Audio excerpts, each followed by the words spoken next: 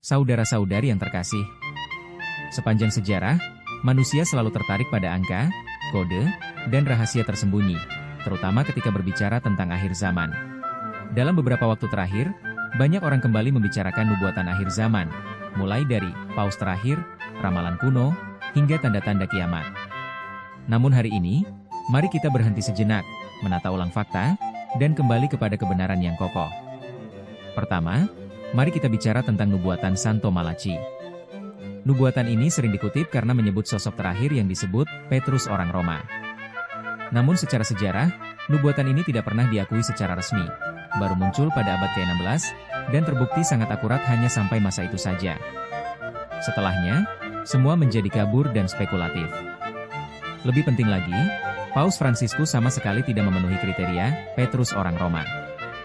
Namanya bukan Petrus, latar belakangnya tidak menunjuk ke nubuat tersebut, dan tidak ada peristiwa apokaliptik yang terjadi setelah masa kepemimpinannya. Dengan demikian, klaim bahwa nubuatan Santo Malachi masih berjalan dapat dikatakan telah gugur oleh sejarah itu sendiri. Kedua, ada mitos populer tentang lukisan oval para paus di Basilika Santo Petrus. Konon katanya, jika lukisan itu habis, maka dunia akan berakhir. Kenyataannya, ini hanyalah legenda visual. Gereja bisa menambah ruang kapan saja, dan memang sudah beberapa kali melakukan penyesuaian. Tidak ada jumlah tetap, tidak ada batas nubuat. Ini bukan tanda ilahi, melainkan imajinasi manusia. Ketiga, jika kita jujur menengok sejarah, semua nubuat akhir zaman buatan manusia selalu gagal. Tanggal-tanggal kiamat datang dan pergi. Klaim, generasi terakhir, berulang kali terbukti salah. Bahkan Yeshua sendiri dengan tegas berkata bahwa tidak seorang pun mengetahui hari dan jamnya. Maka jelas, Elohim tidak memanggil umatnya untuk menebak-nebak, melainkan untuk setia. Lalu, apakah ada nubuatan akhir zaman yang benar dan masih relevan? Ya. Satu-satunya tanda akhir zaman yang benar-benar otoritatif datang langsung dari mulut Yeshua HaMashiach sendiri.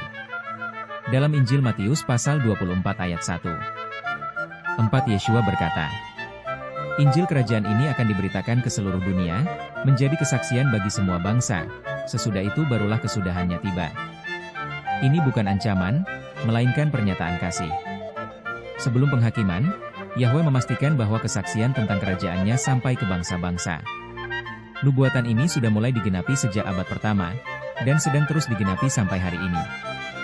Jadi kesimpulannya jelas. Bukan jumlah paus, bukan lukisan paus, bukan ramalan kuno yang menentukan akhir zaman. Yang berlaku adalah firman Yeshua. Dan selama Injil kerajaan masih diberitakan, pekerjaan Yahweh masih berlangsung.